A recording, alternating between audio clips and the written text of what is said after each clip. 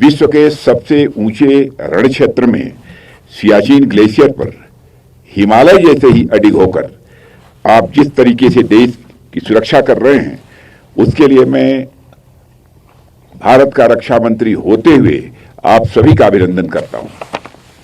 साथियों, सियाचिन की धरती यह कोई सामान्य धरती नहीं है। यह भारतीय राष्ट्रीय संप्रभुता और दृढ़ता का एक मूर्त प्रतीक है। यह हमारे नेशनल डिटर्मिनेशन को रिप्रेजेंट करता है।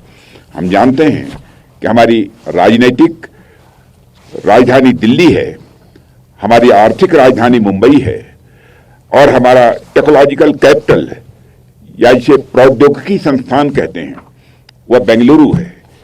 जिस तरह ये सभी जगह हमारी अलग अलग राजधानियां हैं, उसी तरह हमारे भारतीयों की वीरता और शौर्य की राजधानी सियाचिन है। यह भारत के पराक्रम का, मैं मानता हूं, पवित्र मंदिर है। इसलिए आज ही नहीं, 5 साल पहले जब रक्षा मंत्री के रूप में रक्षा मंत्रालय का दायित्व मुझे मिला था, उसी दिन ही मैंने प्लान किया और उस समय army chief general Bipin Rawat ji हुआ करते थे, उनसे मैंने कहा और उसके एक दिन के बाद ही हम लोग यहां पर सियाचिन आए थे। साथियों, यह एक सुखद संयोग है कि अभी पिछली 13 अप्रैल को ऑपरेशन मेघदूत के 40 साल पूरे हुए हैं और 13 अप्रैल 1984 के दिन भारतीय सेना ने एक ऐसा सैन्य अभियान चलाया जिसकी मिसाल आज दुनिया में दी जाती है। ऑपरेशन मेघदूत भारतीय सैन्य इतिहास का एक ऐसा स्वर्णिम अध्याय है जो बीते 4 दशक से एक एक भारतीय को रोमांचित कर रहा है। सियाचिन में चला ऑपरेशन मेघदूत की सफलता हम सभी भारतीयों के लिए, मैं मानता हूं कि यह गौरव का यह विषय है। दुनिया के सबसे ऊंचे इस युद्ध क्षेत्र में हमारी सेनाओं ने जो बहादुरी दिखाई है, उस पर समस्त भारतवासियों को नाज है। साथियों, वैसे तो मैं अनेक अवसरों पर हमारी सेना के जवानों से मिलता रहता हूं, लेकिन होली के अवसर पर आप लोगों से मिलना और आपके साथ होली खेलना मेरे लिए सबसे सुखद क्षणों में से एक होता है। साथियों, उत्सव और त्योहार मनाने का आनंद अपनों के ही बीच आता है। यह आप लोगों का भी अनुभव होगा। भारत तो पर्व और यह त्योहारों का देश है। होली के पर्व पर मौसम खराब होने के कारण मैं चाहते हुए भी आप लोगों के बीच नहीं पहुंच पाया था। इसलिए लेह में ही वहां जो भी जवान मौजूद थे उनके साथ मैंने होली मनाई थी। लेकिन तय किया था कि मौसम क्लियर होने के कुछ ही दिनों के अंदर मैं निश्चित रूप से सियाचिन जरूर जाऊंगा, इसीलिए मैं यहां पर आया हूं। देर से ही सही आपको और आपके सारे परिवारजनों को भी मैं बिलेटेड हार्दिक शुभकामनाएं देता हूं। साथियों, आप सभी सैनिक होने के नाते भारत के प्रत्येक परिवार के सदस्य हैं। मैं भारत के सभी परिवारों के प्रेम का रंग लिए आपके बीच आया हूं। आप भले ही मुझे एक रक्षा मंत्री के रूप में यहां देख रहे होंगे, लेकिन मैं एक रक्षा मंत्री के रूप में नहीं, बल्कि आपके स्वजन के रूप में अपने परिवार वालों से यहां मिलने आया हूं। साथियों, आप लोगों के फौलादी और बुलंद हौसलों के घेरों के बीच हमारा पूरा देश खुद को पूरी तरह से महफूज पाता है। हमारे देश की एक लंबी सीमा है और इन सीमावर्ती क्षेत्रों से कभी कभार चिंताजनक खबरें भी आती रहती हैं। इन खबरों के बावजूद आपको मालूम है कि आपका देश एक खुशहाली भरी जिंदगी जी रहा है और लगातार भारत तेजी से आगे बढ़ रहा है। स्कूल हो या अस्पताल, मंदिर मस्जिद हो या कारखाने, ऑफिस दफ्तर हो या दुकान, सब अपनी अपनी गतिविधियों में व्यस्त हैं, मस्त हैं, क्योंकि सीमा पर आप जैसे बहादुर जवान मुस्तैद हैं। साथियों, आज आपके बीच आकर मैं जो महसूस कर रहा हूं वह मैं शब्दों में बयान नहीं कर सकता हूं। भारतीय सेना इच्छा शक्ति और साहस का मैं मानता हूं कि यह दूसरा नाम है। आपके बीच आकर मुझे ऐसा लग रहा है कि मेरे रगों में रक्त की नई धारा का संचार होने लगा है। साथियों, आप जिस ऊंचाई पर खड़े होकर इतनी विषम परिस्थिति में देश की सेवा करते हैं वह अनपैरेलल है, वह अतुलनीय है। हड्डियों को कपा देने वाली सर्द हवाएं जब इन वादियों में बहती हैं, जब हर कोई अपने घरों में दुबक जाना चाहता है, तो उस परिस्थिति में भी आप मौसम से लोहा लेकर उसकी आंखों में आंखें डालकर पूरी मजबूती से खड़े होते हैं। इस अटूट इच्छा शक्ति का प्रदर्शन करने के लिए देश सदैव आपका ऋणी रहेगा।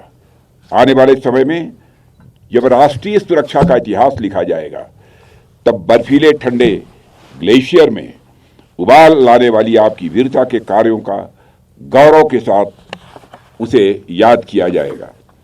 साथियों, होली के लिए जब यहां आने का प्लान बन रहा था तो उस समय मुझे एक विचार आया जिसे मैं आप सबसे और आप सबके माध्यम से पूरे देश से साझा करना चाहूंगा।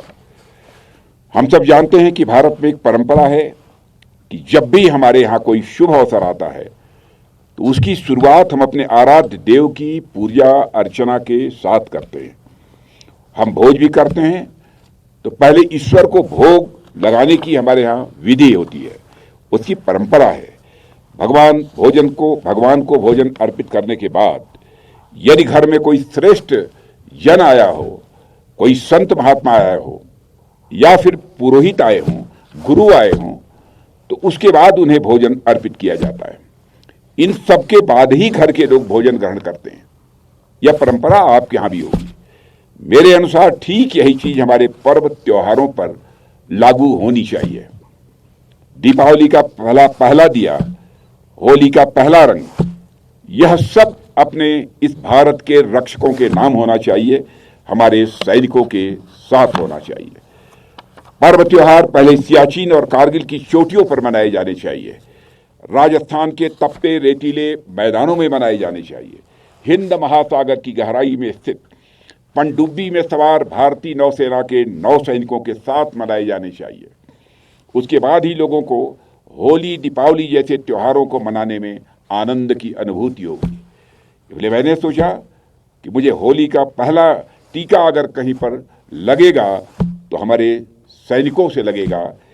इसीलिए मैं यहाँ ठीक होली के एक दिन पहले ही आना चाहता था, लेकिन जैसा मैंने कहा कि मौसम खराब होने के कारण चाहते हुए भी मैं नहीं आ पाया। हमारे army chief general Manoj ji Pandey और सुचिंद्र कुमार जी तो यहीं पर थे, मिस्टर बाली वहाँ पर थे। पूरी कोशिश की गई, लेकिन आपके बीच उस समय मैं नहीं पहुँच पाया, उसकी वेदना मुझे थी, इसीलिए आज आया।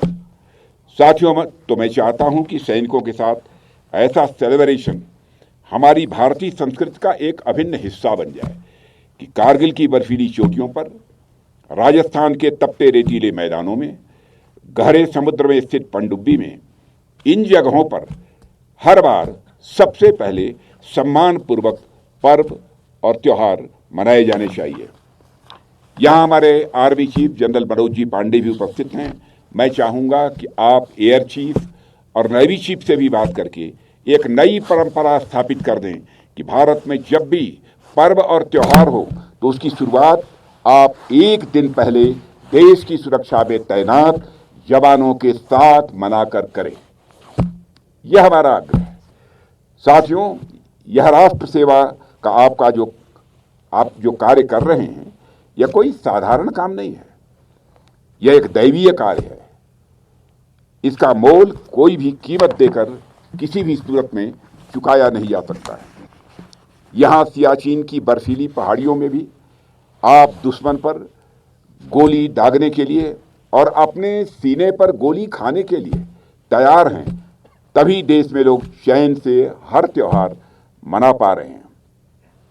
रक्षक होने का आपका कर्तव्य आपको देवताओं की श्रेणी में लाकर खड़ा कर देता है। हमारे जितने भी देवी देवता हैं वह सब किसी न किसी तरीके से हमारी रक्षा ही करते हैं। वैसे ही मुझे लगता है कि दुश्मनों से हमारी रक्षा करते हुए आप सभी सैनिक भी हमारे लिए किसी रक्षक देवता से कम नहीं है। साथियों, मैं पहले भी कई बार कह चुका हूं और आज भी कहता हूं कि आपका, आपके बच्चों, माता पिता यानी आपके परिवार का ख्याल रखना यह हमारा कर्तव्य है और उसके लिए हम हमेशा तत्पर हैं। मुझे यहाँ बताने की जरूरत नहीं है कि जिस मुस्तैदी से आप इस देश के लिए तन-मन से समर्पित होकर काम कर रहे हैं, उसी मुस्तैदी के साथ हमारी सरकार भी देश की सेनाओं के लिए काम कर रही है और हमारे प्रधानमंत्री मोदी जी बराबर हमारे देश के जवानों की चिंता करते रहते हैं और यहाँ आते समय उन्होंने भी आपको शुभकामनाएं दी। वैसे होली के पर्व पर उनकी शुभकामनाएं आप सबको मिली ही थी, लेकिन मैं उनकी तरफ से भी आप सबको हार्दिक शुभकामनाएं देता हूं। साथियों, होलिका दहन के संदर्भ में एक कथा आती है, मैं समझता हूं आप लोगों ने सुना भी होगा। जब होलिका भक्त प्रहलाद को लेकर अग्नि में बैठती है, एक दैवीय और चमत्कारी वस्त्र ने भक्त प्रहलाद की आग से रक्षा की थी। उसी वस्त्र की भांति आप देश के दुश्मनों की शत्रुतापूर्ण आग से देशवासियों की इसी प्रकार से रक्षा करते रहेंगे।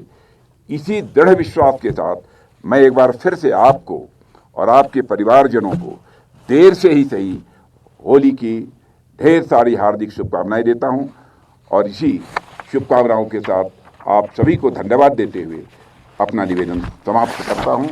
बोलिए भारत माता की, भारत माता की, भारत